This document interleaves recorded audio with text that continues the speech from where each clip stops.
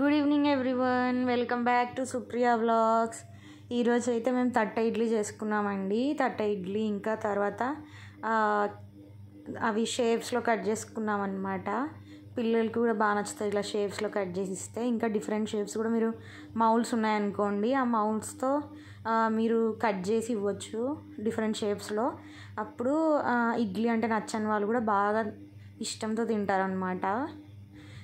ఈ రెసిపీ అంటే సాఫ్ట్గా ఎలా రావాలో ఇడ్లీ, ఇంకా దానికి తగినట్టు టేస్టీగా కారపొడి ఇంకా పల్లి చట్నీ ఎలా చేసుకోవాలో, అంటే ఇంగ్రీడియంట్స్ ఏవి వాడామని చెప్పి ఈ వీడియోలో చూపిస్తామన్నమాట.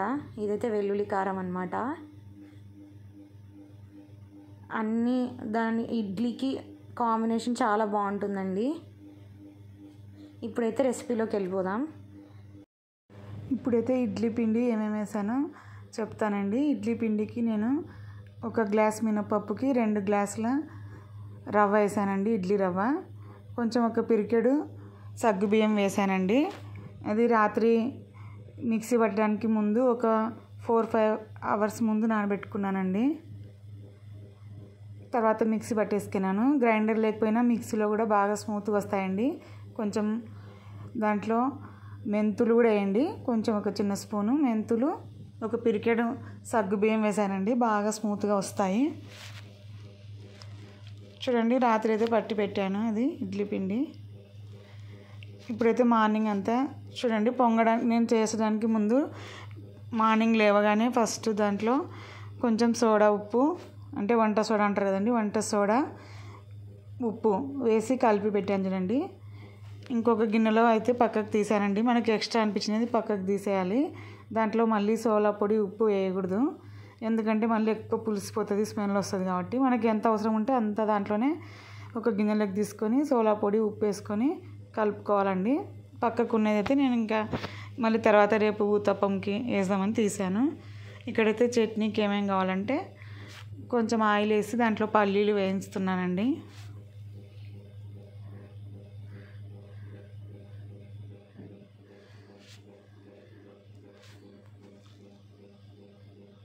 పప్పుల చట్నీ అంటారు కదండి, దాంట్లో కొన్ని మేము పల్లీలు కూడా వేస్తానండి. బుడ్డలు, కొంతమంది ఒక్కొక్క రకం మాట్లాడతారు కదండి.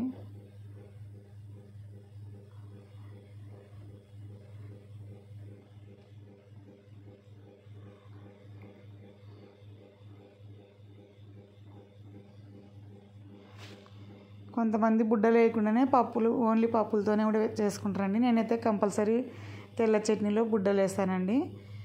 తర్వాత దానికి కావాల్సిన పచ్చిమిర్చి తీసుకున్నాను చూడండి, ఒక 6-7 పచ్చిమిర్చి తీసుకున్నాను. ఇవేమి ఎక్కువ కారం లేవండి, అందుకే ఎక్కువనే తీసుకున్నాను. ఇప్పుడైతే పల్లీలు వేగిపోయినాయి చూడండి.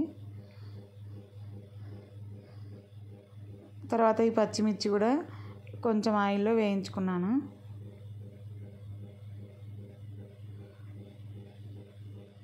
ఇప్పుడైతే చట్నీకి జార్లోకి పప్పులు తీసుకున్నానండి. పుట్నాల పప్పు అంటారు కదా, అది మనకి చట్నీకి ఎన్ని కావాలో తీసుకోండి. దాంట్లో ఉప్పు వేసాను. తర్వాత ఈ పచ్చిమిర్చి ముక్కలు కూడా కొంచెం ఆయిల్ వేసి వేయించుకుంటున్నానండి. ఎక్కువ ఆయిల్ వేయకూడదండి, ఒక చిన్న స్పూన్, ఒక్క స్పూనే నేను వేస్తున్నాను, ఆ స్పూన్తోనే లైట్గా 1 స్పూన్ వేసి వేస్తున్నాను. డైరెక్ట్గానే వేసుకోవచ్చు, పచ్చిమిర్చి వేయించైనా వేసుకోవచ్చు, మీ ఇష్టం. నేనైతే ఒక్కొక్కసారి డైరెక్ట్ వేస్తాను, ఒక్కొక్కసారి వేయించేస్తాను. రెండేమి డిఫరెంట్ ఉండవండి, పెద్ద టేస్ట్ డిఫరెంట్ ఏమి ఉండవు. ఇంకా ఎలాగో పల్లీలు పెట్టడానికని పెన్నం పెట్టాను కదా వేయించడానికని, ఇంకా అట్లే అవి కూడా లైట్గా వేయిద్దామని వేయిస్తున్నా.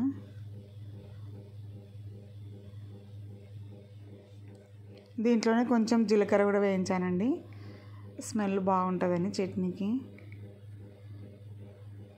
వేయించినప్పుడైతే కొంచెం పచ్చిమిర్చి జీలకర్ర వేయించుకోవాలి.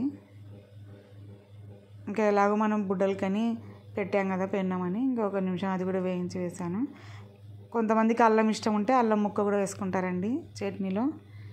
నాకైతే అల్లం ఇష్టం లేదు, మళ్ళీ స్మెల్ అంతా మొత్తం చట్నీ అంతా అదే స్మెల్ వచ్చేస్తుంది, అల్లం స్మెల్. కావాలంటే అల్లంకి ఒట్టి మిరపకాయలు వేసి రెడ్ చట్నీ లాగా చేసుకోవచ్చు. అది ఎప్పుడైనా నెక్స్ట్ టైం చేసినప్పుడు మీకు చూపిస్తానండి. అది అల్లం పచ్చడి అయితే అట్లా చేస్తాను. ఇది అల్లం కాదు కదా, తెల్ల చట్నీ కాబట్టి ఇది ఇట్లే చేస్తున్నాను. దీన్నే నీరు చట్నీ అని కూడా అంటారండి. హోటల్ వాళ్ళు ఎక్కడైనా బయట బండ్ల మీద కూడా అమ్ముతుంటారు కదండి ఈ చట్నీ.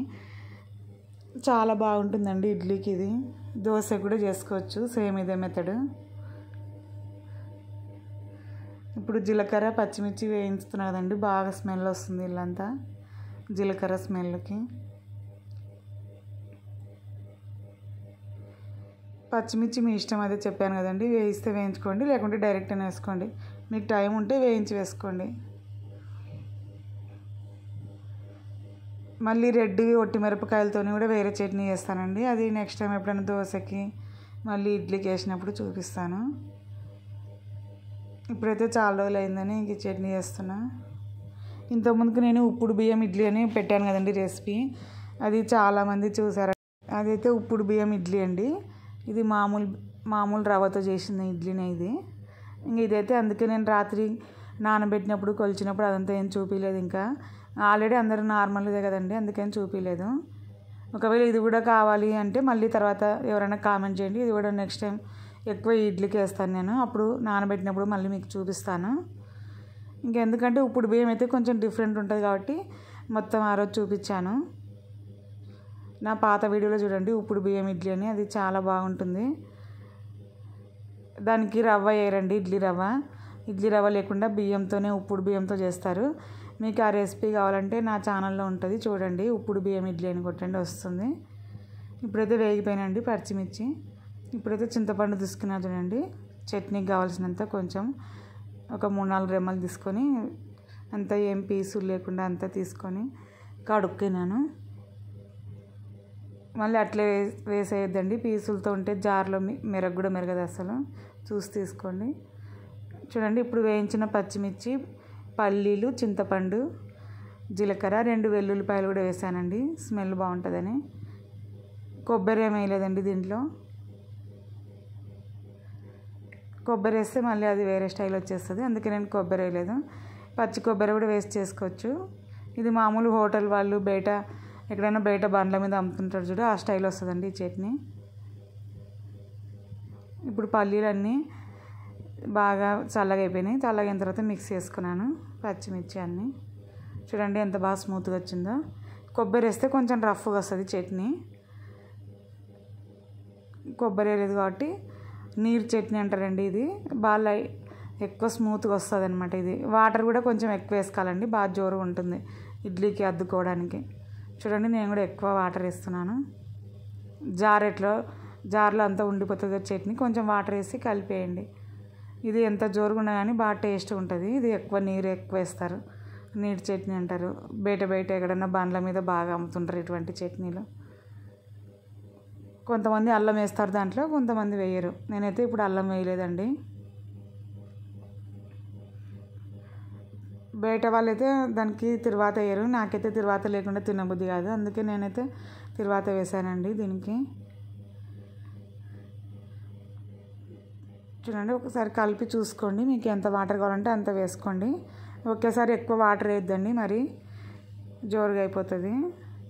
ఒకవేళ మీకు ఇట్లనే చిక్కగా ఉండాలి, ఇంత నీళ్ళు ఇష్టం లేదంటే చూసి వేసుకోండి, గట్టిగా ఉన్నప్పుడే తీసేసుకోండి, మీ ఇష్టం. అది ఇంకా ఎవరి ఇష్టం ఉన్నట్లు అలా వేసుకోవచ్చు.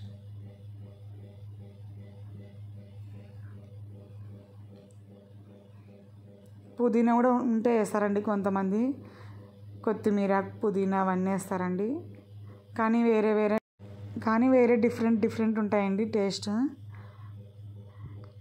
ఈ టేస్ట్ కూడా మాకు ఇష్టము, అందుకని ఇలా చేసుకున్నాము. మీరు కూడా ఒకసారి ఇటువంటిది చట్నీ ట్రై చేయండి, చాలా బాగుంటుంది.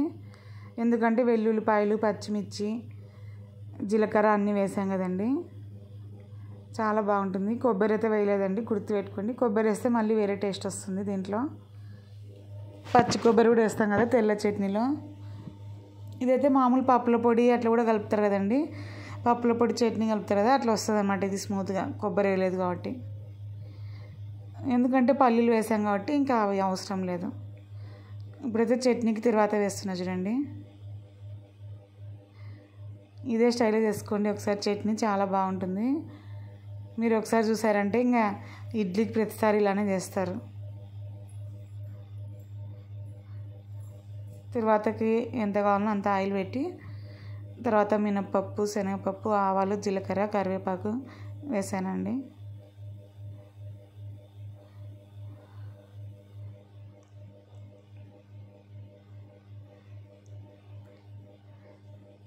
ఒక 2-3 పచ్చిమిర్చి కూడా చించి వేసాను అనమాట. తిరువాతలో బాగుంటాయండి అవి. ఎండుమిర్చి వేయలేదు నేను, పచ్చిమిర్చి వేసాను.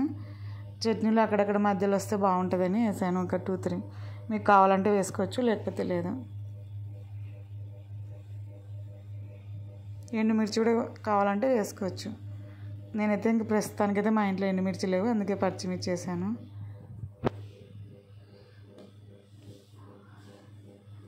పసుపు కూడా వేస్తానండి నేను చట్నీలో. ఇప్పుడైతే వేసి చూపిస్తాను మీకు. తిరువాతలో కొంచెం పసుపు వేస్తే చట్నీ కలర్ కూడా మనకి బాగా వస్తుంది.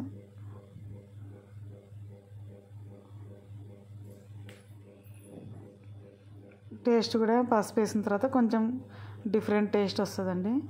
మీరు కూడా మర్చిపోకుండా తిరువాతలో పసుపు వేసుకోండి. కొంచెం హెల్దీకి హెల్దీ, టేస్ట్కి టేస్ట్ ఉంటుంది కొంచెం కలిపితే. చాలామంది ఎవరు పసుపు వేయరు, ఇక డైరెక్ట్ వేస్తారు. మా ఇంట్లో అయితే పసుపు వేస్తాము తిరువాతలో. నేను చెప్పాను కదా పసుపు ఎక్కువ వాడడానికి ట్రై చేస్తానండి మేము. మా అమ్మ కూడా వేస్తుందండి పసుపులో, అందుకే మాకు చిన్నప్పటి నుంచి అదే అలవాటు. తిరువాతలో వేస్తుంది, అందుకని నేను కూడా వేస్తాను. మా ఆంటీ వాళ్ళు అయితే వేయరు అనుకోండి, అట్లే తెల్లగానే పెడతారు. మీకు ఈ పసుపు నచ్చకుంటే స్కిప్ చేసేయండి.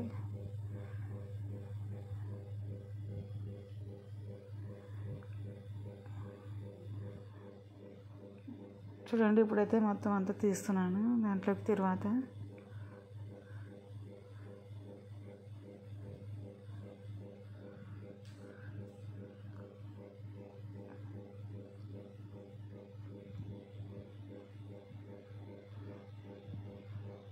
ఇప్పుడు కొంచెం ఆయిల్ మిగులుతుంది కదండి, తిరువాత వేసిన తర్వాత ఎట్లయినా కొంచెం మిగిలిపోతుంది కదా దాంట్లో. ఆ ఆయిల్లోనే మళ్ళీ వెల్లుల్లి కారం ఎలా వేయిస్తానో చూపిస్తాను మీకు. ఈ తిరువాత వేసిన తర్వాత చూపిస్తాను, ఒక్క నిమిషం.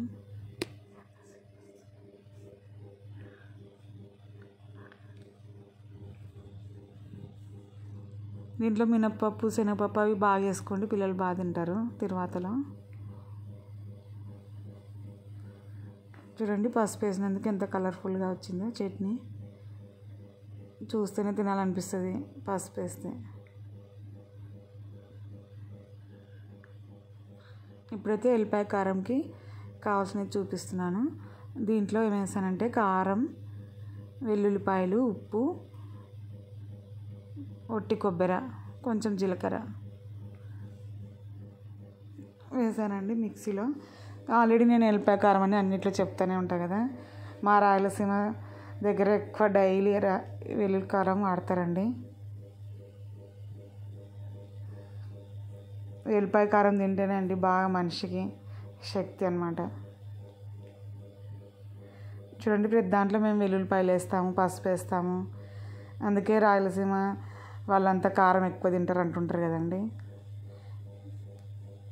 మేము కూడా మామూలుగా తింటాం, కానీ కొంచెం ఎక్కువ వాడతాం అందరికంటే. చూడండి, ఇప్పుడు కొంచెం ఆయిల్ ఉంటుంది కదా చట్నీకి వేసినప్పుడు, దాంట్లో పెన్నంలో మిగిలిపోతాయి కదా, దాంట్లోనే మళ్ళీ కొంచెం తిరువాత గింజలు వేసానండి. వేసి దాంట్లో ఇప్పుడు మిక్సీ పట్టినదండి ఎల్లిపాయల కారం అంతా అది దీంట్లో వేసేయాలండి.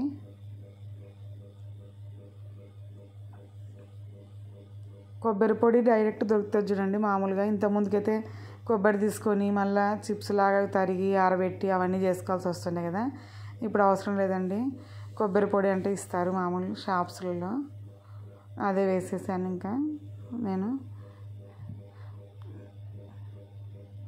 ఇంకా పెన్నంలో అది కారం వేసిన వెంటనే స్టవ్ ఆఫ్ చేసేయండి, లేకపోతే వెంటనే ఇల్లంతా ఘాటు వచ్చేస్తుంది. ఆల్రెడీ మొత్తం కాగిపోయింటాయి కదా, దీనికి ఇంకా అవసరం లేదు మంట పెట్టడం, ఆఫ్ చేసేయండి.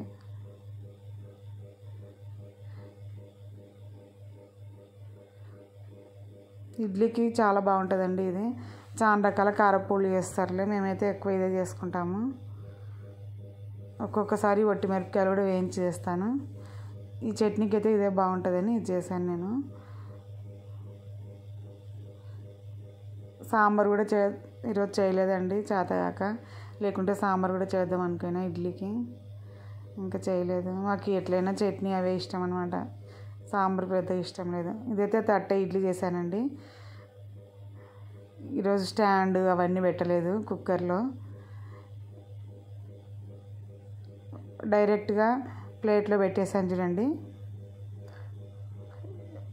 తట్ట ఇడ్లీ అని చెప్పాను కదా, మన తట్ట ఇడ్లీ స్టాండే ఉండాల్సిన అవసరం లేదండి. ఇది డైరెక్ట్ ఒక ప్లేట్లోనే మన ఇంట్లో ఏదన్నా ఇక్కడ కొంచెం ఇట్లా తగ్గులా గుంతలా ఉంటుంది కదండి ప్లేటు, అది తీసుకొని నేనైతే ఇది కుక్కర్ గిన్నెలకు వస్తుంది కదండి మూత, దాని మీదనే పిండి పోసాను చూడండి. డైరెక్ట్ తట్ట ఇడ్లీ కంటే ఒకటేసారి దండి మంది చేసుకోవచ్చు ఒకటేసారి దాంట్లో. తట్ట ఇడ్లీ అంటే ఏం లేదండి, మన ఇంట్లో ఏ ప్లేట్ ఉంటే అది తీసుకొని, తట్ట ఇడ్లీ స్టాండే ఉండాలని లేదండి. నేను ఇంకా మా ఇంట్లో ఆల్రెడీ ఇడ్లీ కుక్కర్ ఉంది, ఆల్రెడీ పెట్టాను కదండి ఇంతకుముందు వీడియోలో ఉన్నా, కానీ ఇంకా అదంతా ప్లేట్లు కడిగి అదంతా ఓపికలేదు, అంతా వర్షం వస్తుంది కదండి 3-4 డేస్ నుంచి. అందుకే ఇంకా చాదాక మన ఇంట్లో ఉన్న ప్లేట్లోనే పెట్టానండి. చూడండి ఎంత బాగా వచ్చాయో డిఫరెంట్ షేప్స్. బాయ్ అండి.